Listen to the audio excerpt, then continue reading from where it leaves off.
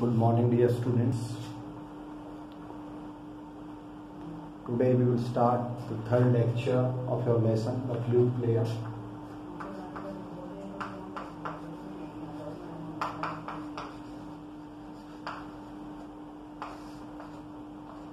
By Ruskin Bond.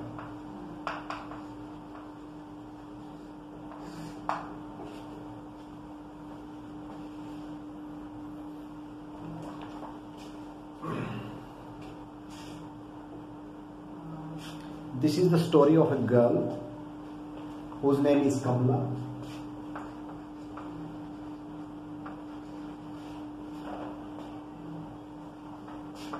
She was residing in a city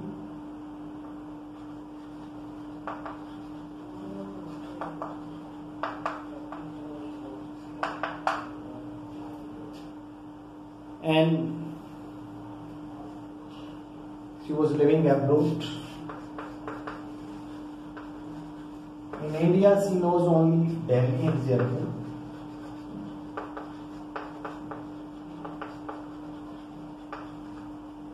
Once she got a chance to go to countryside,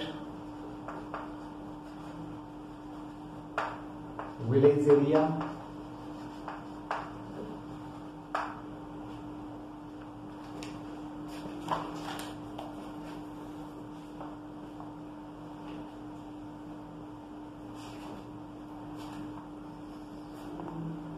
Up to now, she has one afternoon where we have to read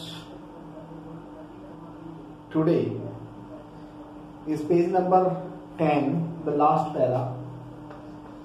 Page number 10, last paragraph.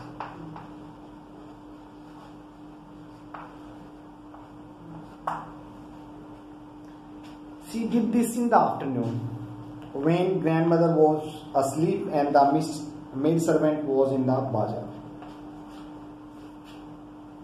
क्या करती है वो लड़की?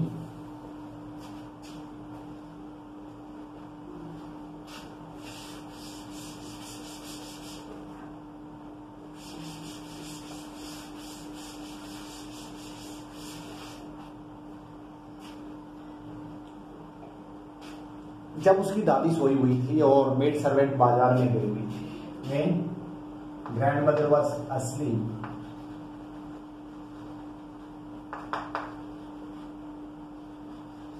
and maid servant was in the market.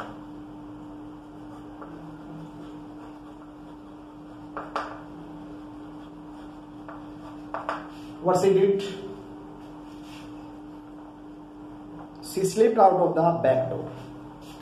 घर के पीछे के दरवाजे से वो चुपचाप निकल गई. स्लिप अवे, चुपचाप, without anybody's notice. Without anybody's notice. Slipped away.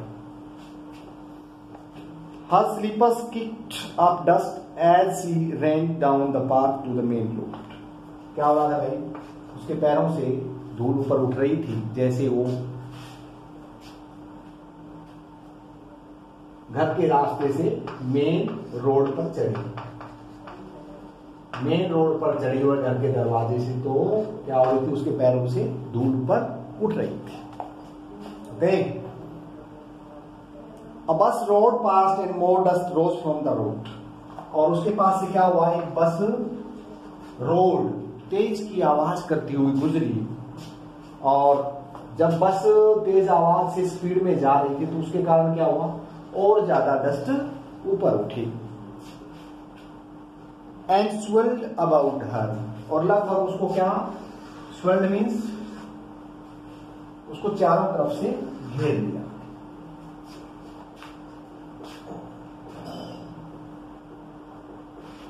Kamla ran through the dust past the jacanda trees that lined the road and into the fields.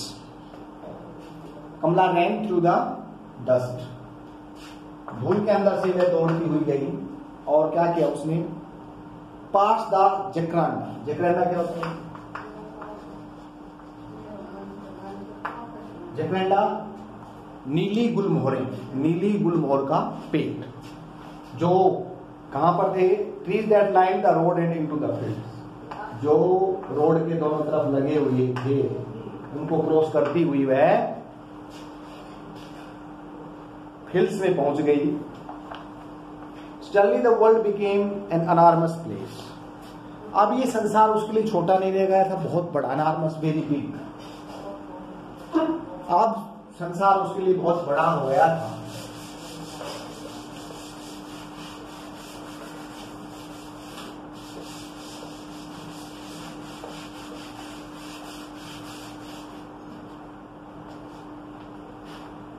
Bigger and more varied, बहुत बड़ा और बहुत विभिन्नताएं लिए हुए, मतलब भांति भांति के इसमें उसको पेड़ पौधे और फसलें और पशु पक्षी दिखाई दिए। It had seem from the air, then it had seem from the air, मतलब जब उसने अपने घर से देखा था, घर की छत से देखा था, तो उससे बिल्कुल भिन्न था ये संसार और बहुत बड़ा था। ऑल्सो मिस्टीरियस एंड एक्साइटिंग, और ये बड़ा मिस्टीरियस, बड़ा सीक्रेट था, बड़ा रहस्यात्मक था, और exciting which attracts you, attractive भी था। Attract and mysterious which you don't know already, जिसको आप पहले से नहीं जानते, रहस्य से भरा हुआ था। एकदम से यकायक घटना घट गई थी कि उसको नई नई चीजें देखने को मिल रही थी। And just a little fried, लेकिन थोड़ा सा डरावना भी था, थोड़ा सा डर भी था, क्योंकि ये चीजें उसने पहले कभी नहीं देखी थी, जो अब वह देख रही थी। कभी भी विलेज साइड में वो नहीं आई थी, कभी भी खेतों में वह नहीं घूमी थी, तो खेतों की फसलें, खेतों के पशु पक्षी सब उसके लिए बिल्कुल नए थे। ये चीजें बड़ी अट्रैक्टिव भी थी, बड़ी रहस्यात्मक भी थी। इसके साथ साथ उसको थोड़ा भय भी लग रहा था, क्योंकि वो पहली बार किसी खेत में आई थी, किसी खलिहान में आई थी। That's why it was somehow frightening.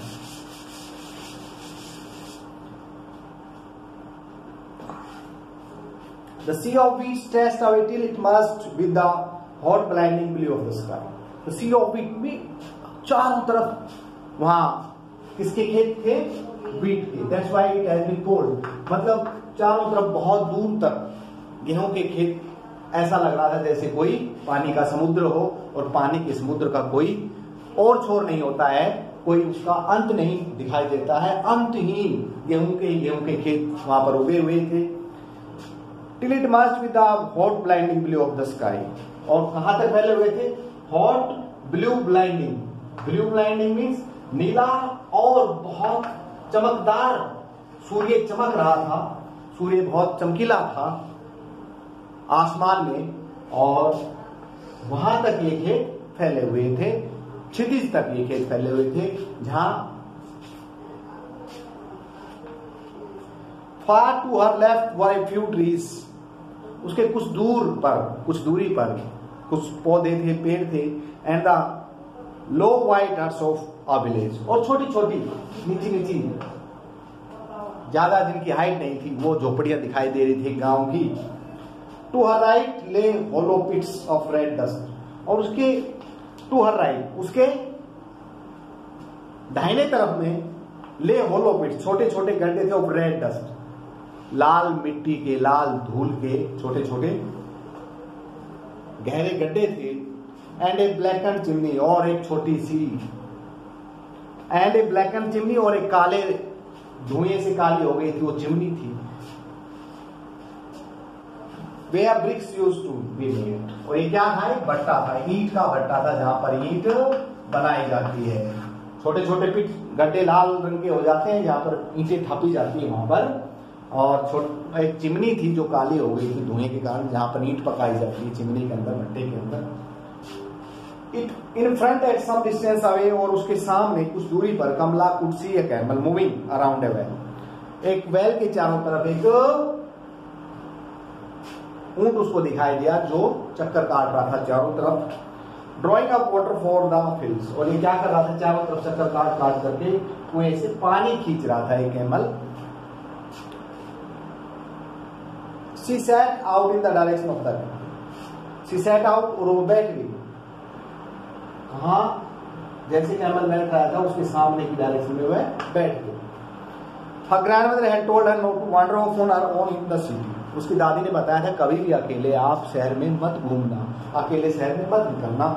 But this wasn't the city and as far as she knew, camels did not attack people. लेकिन ये शहर नहीं था, गांव था, देहात था, और जहां तक उसको पता था, जितनी उसको जानकारी थी कि कैमल जो है वो अटैक नहीं करते हैं, मनुष्यों पर, लोगों पर अटैक नहीं करते हैं. It took her a long time to get to the camel. उसको ऊंट तक जाने में बहुत समय लग गया. It was about half a mile away, though it seemed much nearer. ये बहुत दूर था, लगभग आधा मील की दूरी पर था, लेकिन उसको बहुत नजदीक लग रहा था, क्योंकि वह बड़ी खुश थी, क्योंकि वह बिल्कुल नई चीजें देख रही थी, इसलिए वह खुशी के अंदर उसको दूरी आधा मील की ज्यादा दूरी नहीं लग रही थी. And when Kamala reached there, और जब कमला वहां ऊंट के पास पहुंची, she was surprised to find that there was no one else in sight. वहां पर कोई भी नहीं था. ये देख करके वो बड़ी अचंभित हुई, बड़ी आश्चर्यचकित हुई कि ऊंट अकेला ही चक्कर लगा रहा था उस बैल पे और पानी को खींच रहा था खेतों के लिए, और कोई भी आदमी उसकी सुपरविजन में नहीं था. The camel was turning the wheel by itself. अकेला ये उस चक्के को घुमा रहा था. Moving round and round the well, चारों तरफ उस कुएं के चक्कर लगा रहा था. While the water kept gushing up in little trays, और छोटी छोटी ट्रेज के अंदर पानी ऊपर आ रहा था. To run down the channels, और फिर नालियां जो बना रखी थी, उन नालियों में उस ट्रेज के माध्यम से उड़ेला जा रहा था, और उन चैनल्स के माध्यम से, उन नालियों के माध्यम से वो पानी खेतों में बह रहा था. Into the fields. The camel took no notice of Kamala. Camel ने कमला को नहीं देखा, उसको कोई ऑब्जर्व नहीं किया. वह अपने काम में लगा हुआ था, बैल के पास चारों तरफ चक्कर लगा रहा था, और पानी को खींच रहा था और नालियों में डाल रहा था. And did not look at her even once, और एक बार भी उस कमला को उसने नहीं देखा. And just carried on about its business, और अपने काम में लगा रहा. There must be someone here, thought Kamala. Kamala ने सोचा कि यहाँ पर कोई ना कोई तो होना चाहिए जो इसकी सुपरविजन कर रहा होगा, जो इस ऊंट को देख रहा होगा. Walking towards a mango tree that grew a few yards away, थोड़ी दूरी के ऊपर, कुछ यार्ड्स की दूरी पर एक मैंगो का ट्री उगा हुआ था, एक आम का पेड़ उगा हुआ था. Ripe mangoes dangled like globules, पके हुए आम लटके हुए थे. Of gold, जैसे सोने की छोटी छोटी पार्टिकल्स लटके हों, ऐसे लाल हो गए थे आम, ऐसे पीले हो गए थे. पीले आम ऐसे लग रहे थे जैसे छोटे छोटे सोने की बूंदें लटक रही हो, सोने के टुकड़े लटक रहे हो. फॉल फ्रॉम द ब्रांचेस, ब्रांचों के ऊपर. Under the tree fast asleep was, और उस पेड़ के नीचे एक बच्चा था जो सोया हुआ था. All he was a pair of dusty white shorts, और उसने बस केवल क्या पहन रखा था, एक छोटा सा निक्कर पहन रखा था, जो वह भी धूल से सना हुआ था. His body had been burned dark by the sun, और उसकी देह, उसका शरीर बिल्कुल काला पड़ा हुआ था. किस कारण से? धूप के कारण से. His hair was tousled, और उसके बाल बड़े उलझे हुए थे और वो बेकार थे. His feet choky with dust, और उसके पैर उनके धूल लगी हुई थी. In the palm of his outstretched hand was a flute, और उसके फैले हुए हाथ की हथेली के अंदर एक फ्लूट थी, एक बंसी थी. He was a thin boy, वह एक बहुत पतला सा लड़का था. With long bony legs, और उसकी लंबी लंबी हड्डीदार, मतलब बहुत पतली टांगे थी. But Kamala felt that he was strong too, लेकिन कमला को महसूस हुआ कि वह बहुत ताकतवर भी था, बहुत मजबूत भी था. For his body was hard, क्योंकि उसका शरीर बड़ा हस्त पुष्ट था, बड़ा कठोर था. एंड वायरी, और तार जैसा बनावट का था, मतलब पतला था लेकिन वह बहुत सख्त और मजबूत था उसका शरीर. अभी आपने करना क्या है, you have to do find 5 verbs and 5 adjectives and use them in your own sentence.